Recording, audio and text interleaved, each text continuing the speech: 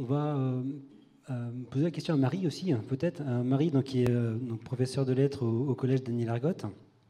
Donc c'est un collège qui est actuellement en rénovation, donc il se pose effectivement cette question de réorganiser l'espace de la classe. Donc peut-être, Marie, peux-tu nous expliquer comment, quels sont les changements que subit actuellement ce collège-là, les équipes éducatives, l'agencement de la classe? Bonjour à tous, merci aussi de m'avoir invité à cette journée. Oui, effectivement, au Collège Daniel Argote, donc dans les Pyrénées-Atlantiques, on subit aussi un changement, donc une restructuration. Et alors du coup, le terme d'agilité me plaît beaucoup parce qu'on doit effectivement aussi être très, très mobile. Alors pour l'instant, on en est juste à une phase de préparation des travaux, mais on est accompagné justement dans cette problématique du changement des postures qui vont être forcément impactées par la restructuration. On est accompagné par l'Université de Toulouse avec Monsieur Marcel, qui est donc chercheur à l'Université Jean Jaurès. Et on travaille donc dans le cadre de l'IFE avec un dispositif qui s'appelle l'EA, donc les lieux d'éducation liés à la recherche. Et notre travail consiste à se préparer à ce changement et surtout à observer quels seront les impacts sur nos pédagogies. Alors effectivement, actuellement, on est, comme le dit quelqu'un qui pose une question sur un établissement vieillissant, l'architecture effectivement de notre établissement, c'est quelque chose de très cubique. Et pourtant, dans cet étabbissement, on a aussi travaillé déjà sur cette forme scolaire. Alors, pas forcément, pas toujours de manière consciente. Hein. En ce qui me concerne, par exemple, j'ai opéré depuis quelques années, notamment lorsque je suis arrivée dans ce collège, à une pédagogie qui a dû évoluer. Et pour reprendre une image que j'aime bien, parce que dans la forme, il y a un petit peu de géométrie, et même si je suis professeure de lettres, je vais essayer de m'orienter vers ce domaine. En fait, quand je résume un peu ma pratique, j'ai l'impression que je suis passée, c'est toute une histoire de lignes, en fait. Hein. Et donc, je suis passée de quelque chose qui était extrêmement droit, hein, une vraie ligne droite, à aujourd'hui des courbes qui ondulent. Et c'est vrai que quand j'ai commencé à enseigner, ce qu'on nous apprenait, et Xavier l'a bien résumé, c'était quelque chose qui était de l'ordre du spectacle, hein, un petit peu. Il y avait un espace scénique où on opérait, donc le maître opère sur son estrade, quelquefois, même elle y est encore. Et puis face à nous, on a des spectateurs, alors plus ou moins acteurs, tu as raison. Mais cette ligne hein, qui séparait la scène de la salle, elle existait.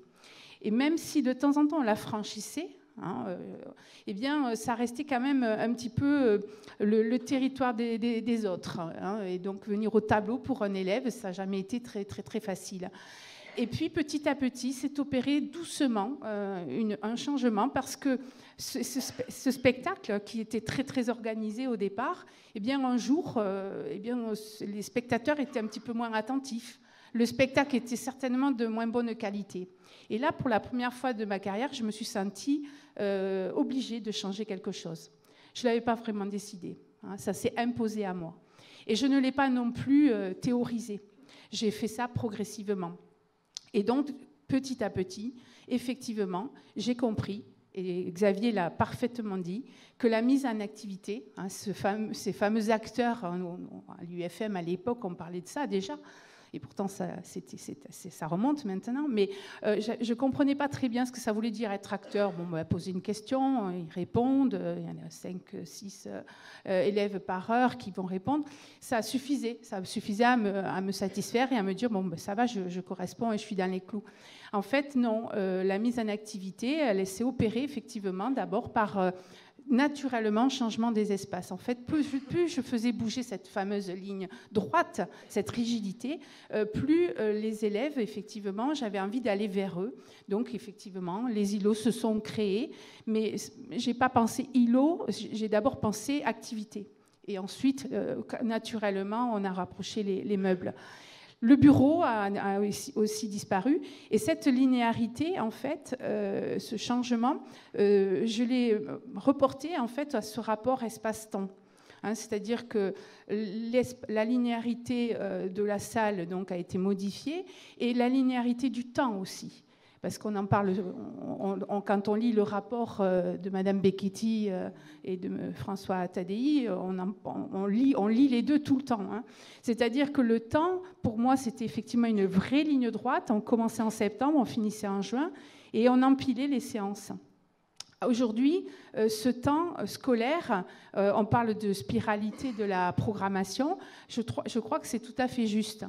On n'évalue pas forcément d'abord tous les élèves de la même manière. Et là, pour reprendre peut-être la question qui a été posée au sujet du numérique, en quoi facilite-t-il le changement?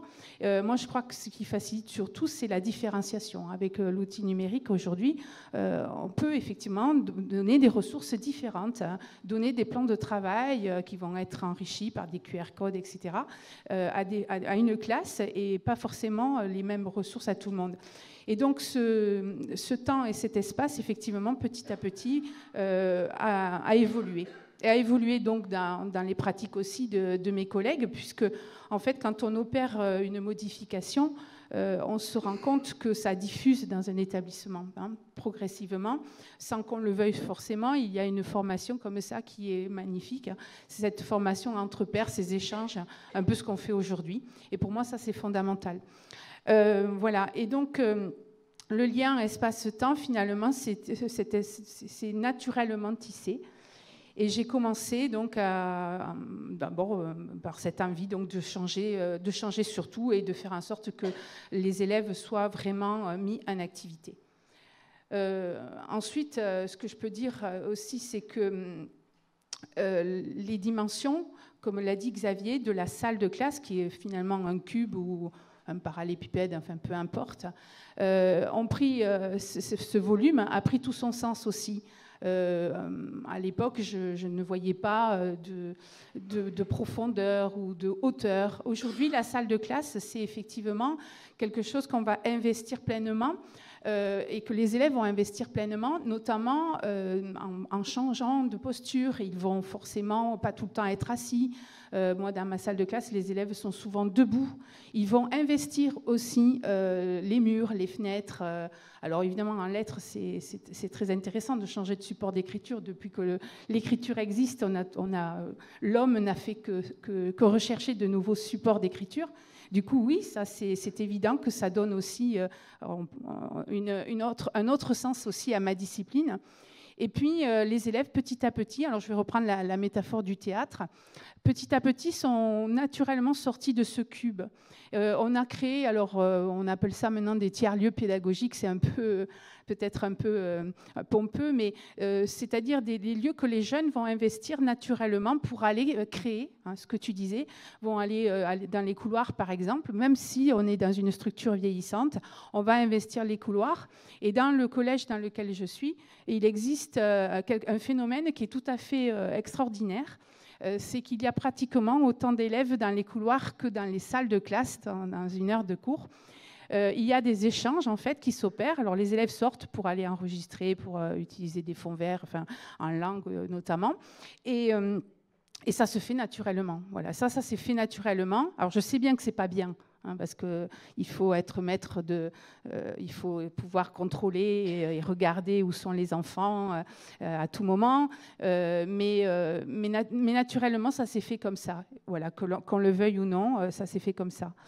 Donc il y a eu des zones qui se sont créées. C'est ce que j'aime beaucoup, la nomenclature que propose Archiclass, hein, qui propose justement, qui théorise un petit peu ces phénomènes de pédagogie. Alors je ne dis pas innovante parce que ça ne l'est pour moi pas, mais plutôt pédagogie de l'action.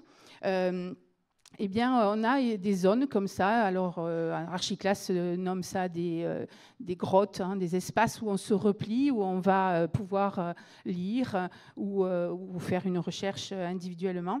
Et finalement, oui, petit à petit, ces espaces évoluent. Et même si le cube est là, même si la structure date des années 70, eh bien, on arrive à faire des aménagements sans que ça soit forcément voulu. Hein. J'insiste, en tout cas pour ma part, ça n'a pas du tout été un désir de changer au niveau des espaces. Voilà, et donc le rapport évidemment par rapport à ma pédagogie, je pratique maintenant la classe inversée. Alors je m'amuse souvent à dire que j'ai mis du bon sens dans les deux sens du terme à ma pédagogie. J'ai remis les choses un peu à l'endroit, effectivement, en mettant aujourd'hui, et je ne reviendrai pas en arrière, je ne ferai pas demi-tour sur ce chemin que j'ai emprunté. Ce qui me plaît dans cette façon de travailler, c'est que je suis satisfaite de cet élève qui agit. Voilà, cet élève qui agit et moi qui ondule à travers cette classe et qui régule ce mouvement vers l'acquisition de compétences et de connaissances. Donc ce qu'on cherche à mettre en place actuellement, c'est à destination des collèges, donc une offre de services numériques qui permet très facilement en fait, de rentrer en relation avec d'autres collèges du département ou des écoles de tout le département, même de toute l'académie. Donc, je sais que Marie l'a mis en œuvre, cette offre de services numériques. Peut-être que tu pourrais nous expliquer en quoi ces outils-là, hein, que maintenant tu utilises quotidiennement dans ta salle de classe, améliorent justement cette acquisition de compétences plutôt transversale chez les élèves. Alors, cette offre du numérique, effectivement, qui est donc intégrée à l'espace numérique de travail, est intéressant parce qu'il permet de me faire découvrir aussi une pratique que je n'imaginais pas. C'est de la collaboration distanciée en classe. Hein. On parle tout à l'heure, on a parlé de flexibilité des salles de classe. Et j'essaye de me projeter justement maintenant dans une posture d'inconfort. Hein. C'est-à-dire l'année prochaine, je serai donc dans ce collège Algeco à partir de septembre. Il n'y aura donc pas autant de salles que de professeurs, bien évidemment. Il y aura forcément des partages. Et donc comment, avec une pédagogie de l'activité, comment je vais réussir à investir une salle qui sera peut-être effectivement présentée d'une manière plus scénique.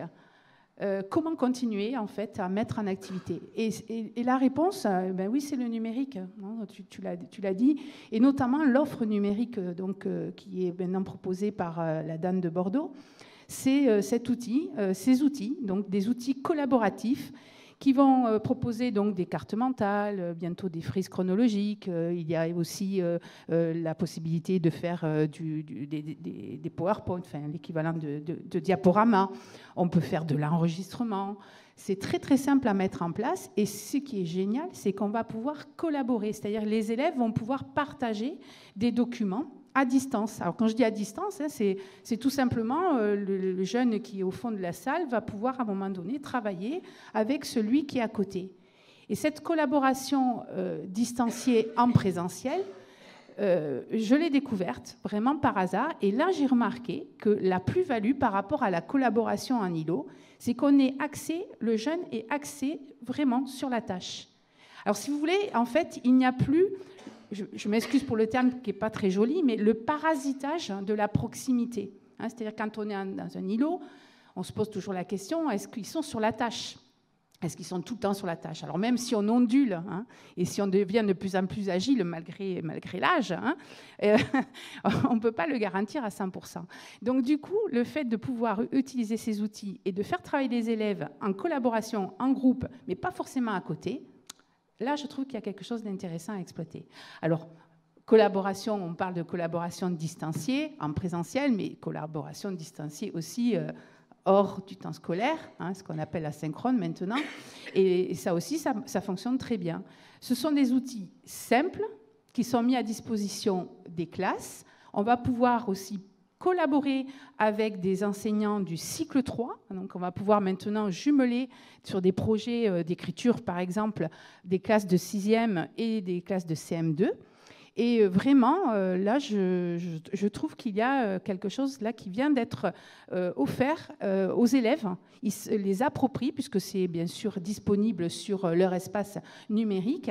Et récemment, j'ai eu la chance de voir qu'une élève avait utilisé l'outil carte mentale pour réviser son contrôle d'histoire, sans que l'enseignant le lui demande.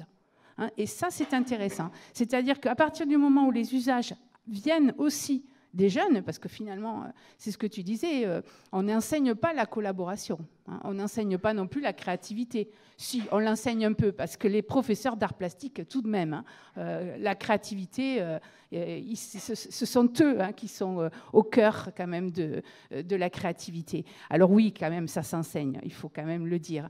Mais c'est vrai que ce sont des outils qu'ils vont s'approprier, qui sont disponibles sur leur espace, donc ils y vont tous les jours.